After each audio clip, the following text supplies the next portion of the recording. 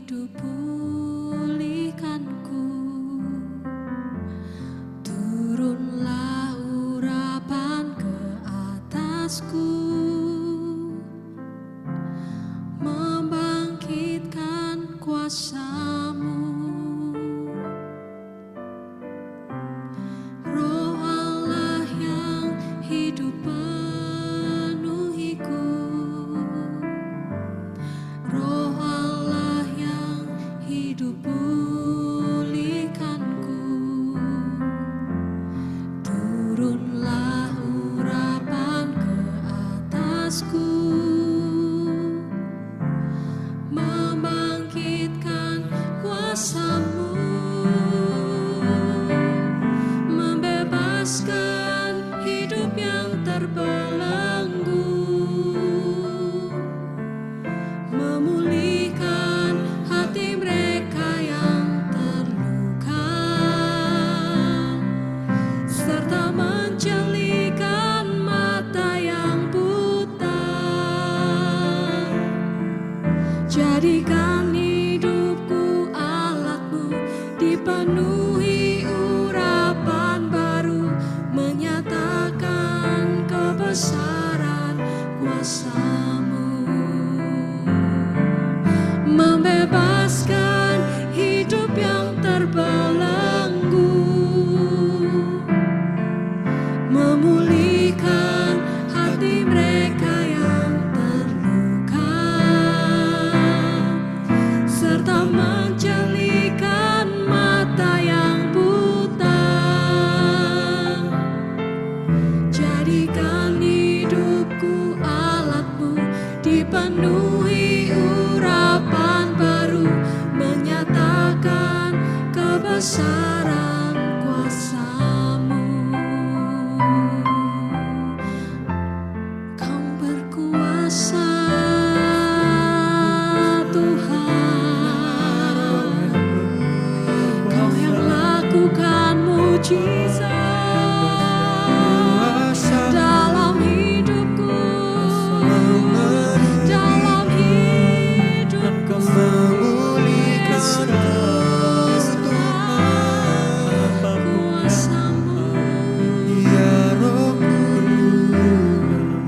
memulihkan hidupku, Yesus. Kuasa-Mu, Roh Kudus, memenuhi kami, memenuhi kami. Ya Roh Kudus, tinggallah dalamku. Ya Roh Kudus, penuhi hatiku. Ya Roh Kudus, selamanya bersama-Mu. Roh Kudus, haleluya, haleluya. Curahkanlah urapan-Mu, Yesus, membebaskan hidup yang terbelenggu, memulihkan hati mereka yang terluka, serta menjelikan mata yang buta. Jadikan hidupku alat-Mu, dipenuhi urapan baru, menyatakan kebesaran kuasa-Mu.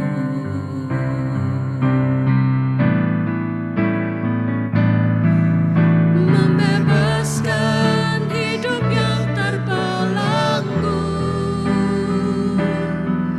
memulihkan hati mereka yang terluka, serta menjelikan mata yang buta.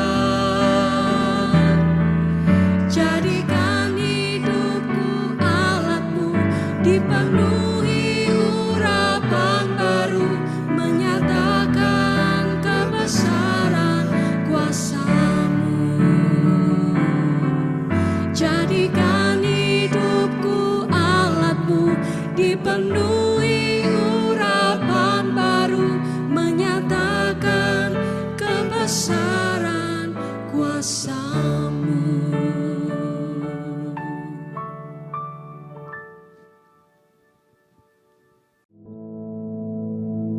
Our Father, which art in heaven, hallowed be thy name. Thy kingdom come, thy will be done in earth as it is in heaven. Give us this day our daily bread, and forgive us our debts, as we forgive our debtors. And lead us not into temptation, but deliver us from evil. For thine is the kingdom, and the power, and the glory, forever. Amen.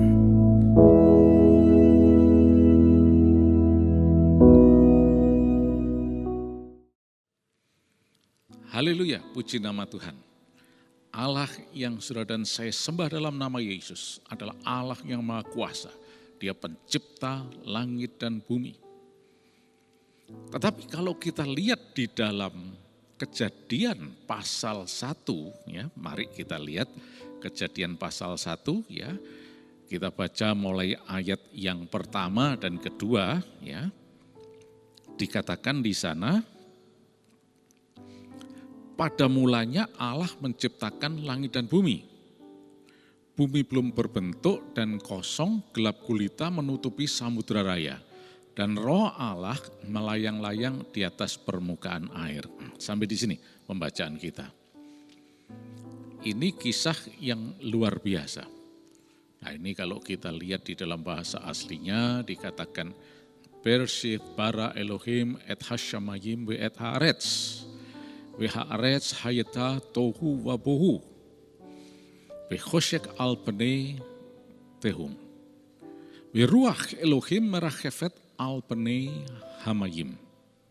Nah, Allah menciptakan secara luar biasa.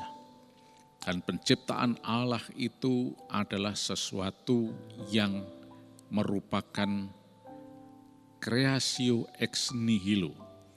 Artinya, creating out of nothing. Menciptakan dari bahan yang tidak ada, menciptakan dari yang tidak ada apa-apa menjadi ada sesuatu.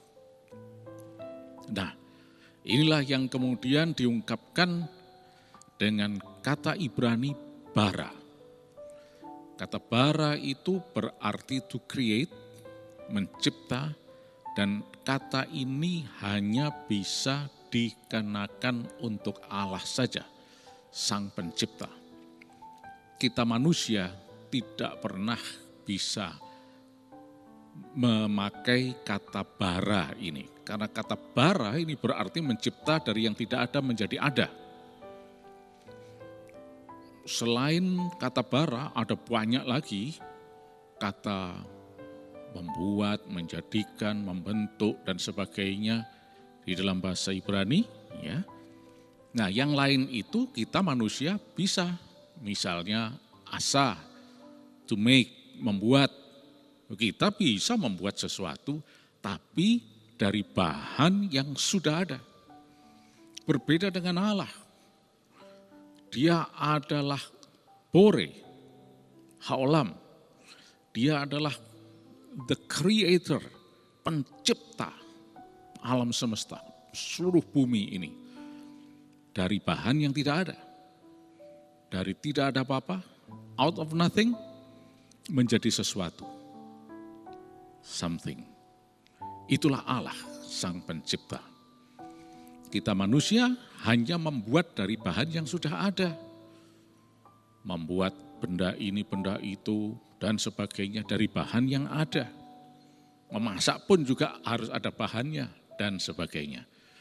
Nah, tetapi yang kali ini kita akan bicarakan dalam kehebatan penciptaan itu.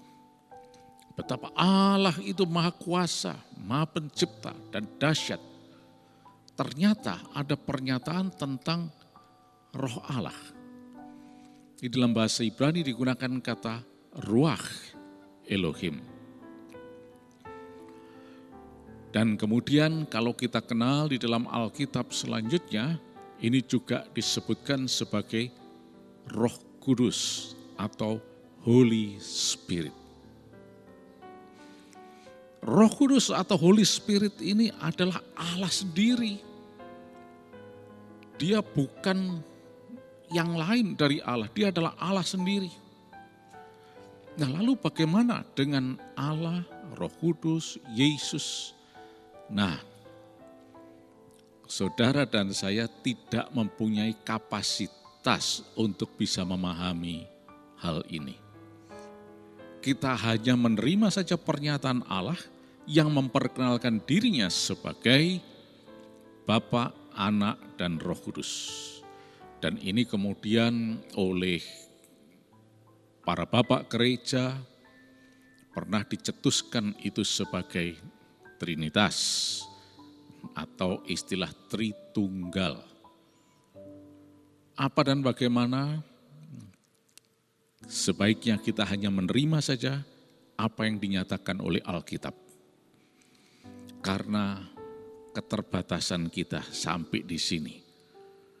Andai kata pun kita ngotot minta supaya Allah menjelaskan gimana ya Trinitas ini. Bagaimana ada Bapa, Anak, Roh Kudus.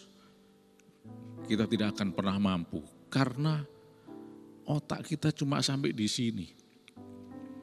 Nah, yang lebih parah adalah karena sudah tidak bisa memahami, melampaui kemampuan ini, lalu beberapa orang berbalik dengan mengatakan, oh mustahil, sesat, Trinitas itu tidak ada, Tritunggal itu tidak ada, dan seterusnya dan seterusnya. Ya, manusia karena punya mulut ya bisa ngomong apa aja. Firman Tuhan katakan apa yang muncul di dalam pembicaraan ini itu bersumber dari hatinya. Kalau hatinya, hati yang belum lahir baru, hati yang dipenuhi segala macam kejahatan, ya keluarnya ya seperti itu. Padahal sebetulnya masalahnya adalah gara-gara tidak mampu menjangkau kealahan. Kita ini terbatas. Itulah sebabnya mari dengan rendah hati kita katakan, ya Tuhan, kami terima saja apa yang menjadi porsi yang Engkau perkenankan supaya kami terima, dan kami akan lakukan. Selebihnya itu adalah bagian-Mu Tuhan. Kau Allah yang maha tinggi, Allah yang maha kuasa, Allah yang ajaib. Kita tidak perlu macam-macam. Sebab nanti kalau kita ngomong macam-macam, kita yang akan menanggung akibatnya. Dan penyesalan itu nanti, di belakang itu nanti, akan sangat menyakitkan. Karena ada kebinasaan kekal. Ketika kita tidak mau percaya kepada Yesus, ada kebinasaan kekal. Itulah sebabnya mari kita terima dengan iman. Ya Tuhan, aku percaya Engkau. Karena Engkaulah Allah pencipta. Engkaulah juru selamat, penolong. Engkaulah Allah yang melepaskan. Bagimu tidak ada perkara yang mustahil. Apa yang menurut dunia mustahil, dunia yang tidak ada apa-apanya, itu bisa menjadi sesuatu karena kuasa Allah. Nah, kembali ke ayat 2 ini, dalam hal ini kita lihat ternyata ada peran Roh Kudus atau Roh Allah. Ruach Elohim. The Spirit of God atau Holy Spirit. Dari sini kita bisa melihat bahwa dia adalah Allah sendiri yang berperan serta di dalam penciptaan. Malah kalau kita lihat ya, di dalam bahasa Ibrani dikatakan Beruach Elohim merachefet al penei hamayim. Nah, kata merachefet ini berasal dari akar kata rachaf, itu dipahami seperti seekor induk yang mengerami telurnya, yang kemudian menetas menjadi baik itu kalau induk ayam yang menjadi anak ayam dan unggas yang lainnya. Jadi di sini kita melihat bahwa Roh Kudus itu merachefet, rachaf, brooding over dalam peristiwa penciptaan. Lebih dari semuanya nih, kita lihat bahwa Roh Kudus itu adalah Maha Kuasa juga. Roh yang Maha Kuasa. Dia roh yang kudus, roh Allah sendiri. Tapi dia juga pencipta, Maha Kuasa. Kalau kita baca lanjutnya ayat 3 dan seterusnya, maka penciptaan itu mulai didata. 6 hari lamanya, jadilah ini, jadilah, dan seterusnya. Nah di sini kita lihat bagaimana Roh Kudus itu mempunyai peranan yang sangat penting. Oleh karena itu mari kita betul-betul memahami hal ini dengan baik. Karena seringkali kita tidak terlalu menghiraukan Roh Kudus. Padahal dia adalah roh Allah sendiri. Dan Roh Kudus itu adalah roh yang akan senantiasa mendampingi kita, menuntun kita. Supaya kita berada di jalur yang benar. Seringkali kita ini kesasar ke sana, kemari dan seterusnya. Karena kita pakai mau kita sendiri. Tetapi kalau mulai saat ini kita katakan Roh Kudus, kami hormati Engkau. Silahkan Engkau memimpin, mengendalikan kami. Maka kita akan berjalan di jalur yang benar. Dan sudah tahu di jalur yang benar itu, ujungnya adalah hari depan yang penuh harapan. Sesuai dengan janji Allah. Itulah sebabnya Yeremia 29 ayat 11 senantiasa mengumandangkan bahwa rancangan Allah itu adalah damai sejahtera, bukan kecelakaan, untuk memberikan hari depan yang penuh harapan. Allah tidak pernah merencanakan malapetaka. Pandemi seperti ini bukan rencana Allah. Mungkin kita akan bergila dengan mengatakan, siapa tahu mungkin saja Allah merencanakan pandemi ini. Tapi kita lihat bahwa dalam terang kitab suci, terang firman Allah, ini sesuatu yang tidak mungkin. Karena Allah itu adalah Allah yang baik, dia bukan penyebab malapetaka. Dia bukan Allah yang menyengsara. Coba kita lihat di sekeliling kita. Terjadi banyak kesulitan, masalah, kesengsaraan, penderitaan akibat dari pandemi ini. Semua itu adalah ulah dari si jahat. Iblis yang berusaha membinasakan manusia. Dan kita lihat korban-korban berjatuhan. Ini adalah ulah dari si jahat itu. Tetapi Allah adalah Allah yang baik. Dia menyediakan perlindungan bagi kita.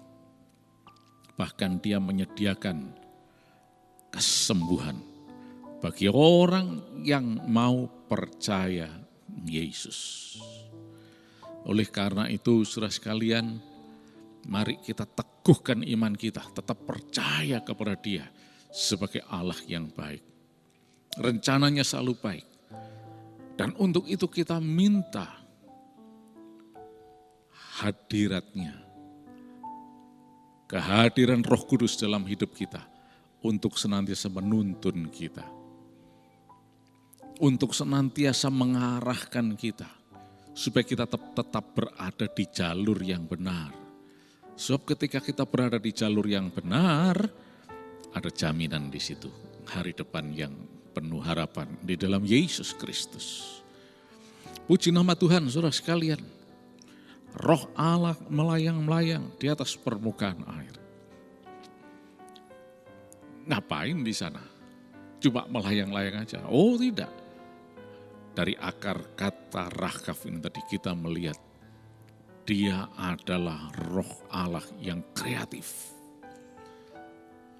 Dia adalah Roh Kudus yang bekerja. Dan Roh Kudus bekerja sampai hari ini. Masalahnya adalah Roh Kudus itu gentle. Dia Roh Allah yang lemah lembut. Bukan pemaksa. Berbeda dengan roh jahat. Memaksa, mencelakai. Tapi Roh Kudus itu Roh Allah yang lemah lembut. Dia hanya akan bergerak, bertindak sejauh kita memberi kesempatan kepada Roh Kudus. Oleh karena itu jangan pernah pakai kemauan kita sendiri. Selalu persilahkan Roh Kudus berkarya. Silakan Roh Kudus beri hikmat kami. Nyatakan kehendak-Mu. Tunjukkan kami arah yang sebenarnya, yang Engkau mau, sesuai dengan apa yang Engkau mau. Oh, Roh Kudus akan bekerja secara luar biasa. Ketika kita dituntun oleh Roh Kudus, maka itulah jalur yang membawa hari depan yang penuh harapan. Tuhan Yesus sendiri mengajarkan mengenai Roh Kudus ini. Itu bisa kita lihat di dalam Injil Yohanes pasal yang ke-16 ayat yang ke-13. Injil Yohanes pasal 16 ayat 13. Tetapi apabila Ia datang, yaitu Roh kebenaran, Ia akan memimpin kamu ke dalam seluruh kebenaran. Sebab Ia tidak akan berkata-kata dari dirinya sendiri, tapi segala sesuatu yang didengarnya itulah yang dikatakannya. Dan Ia akan memberitakan kepadamu hal-hal yang akan datang. Perhatikan, Roh kebenaran, Roh Allah, Roh Kudus, Holy Spirit. Roh kebenaran ini, Roh Kudus sendiri, Ia akan memimpin kamu ke dalam seluruh kebenaran. Amin, haleluya, puji nama Tuhan. Roh Kudus ini Dia akan memimpin kepada segala kebenaran sejauh Dia dipersilakan untuk memimpin kita. Tapi masalahnya seringkali adalah kita yang pakai maunya sendiri. Ya memang karena kita ini pribadi, punya pikiran, perasaan, dan kehendak, kemauan. Dan kita tidak bisa memungkiri hal ini. Nggak usah orang dewasa. Anak yang masih kecil saja, itu sudah tampak bahwa dia punya kemauan. Ketika misalnya disuapi makanan, wah dia nggak mau. Karena mungkin terasa kurang lezatkah mungkin, atau dia sedang dalam kondisi kenyang atau apapun, ya mungkin dia belum bisa mengungkapkan, tapi paling menolak aja, nggak mau. Masih kecil sudah bisa menolak, punya kemauan. Nah jadi saudara sekalian, ini yang disebut pribadi, ini manusia. Tetapi justru kemauan manusia itu kalau diikuti, dituruti terus, ini yang akan membawa kepada kebinasaan.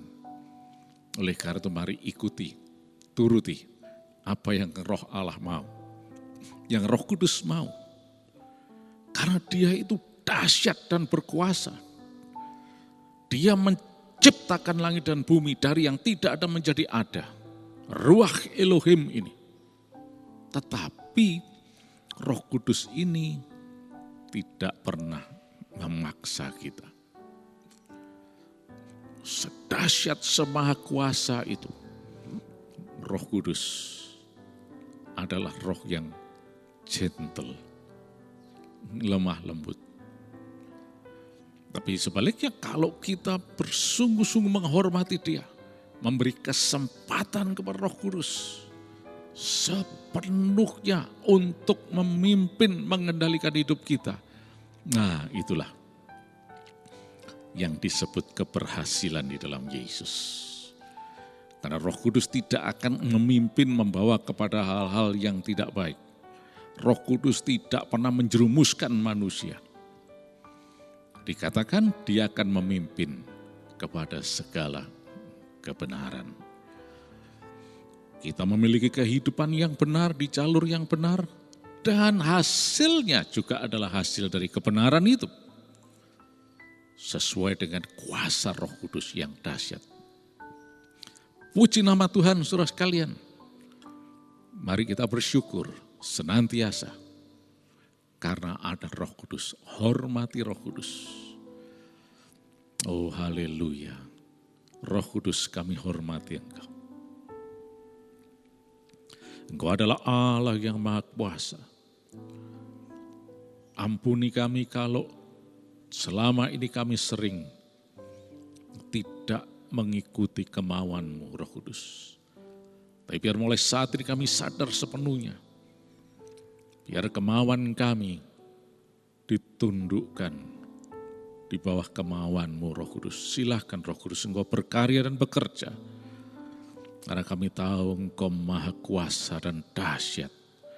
Dan sepanjang hari ini dengan pimpinan-Mu ya Roh Kudus, kami pastikan bahwa kami ini berhasil. Berkat dilimpahkan. Dan kuasa darah Yesus akan melindungi kami semua. Menjauhkan dari segala gangguan virus, corona dan sebagainya. Kami semua sehat. Karena Engkau adalah Roh Allah yang berkuasa dan hidup. Engkau melindungi kami Roh Kudus. Terima kasih. Kemuliaan kebesaran hanya bagi Engkau Yesus. Di dalam nama Tuhan Yesus Kristus. Haleluya. Amin.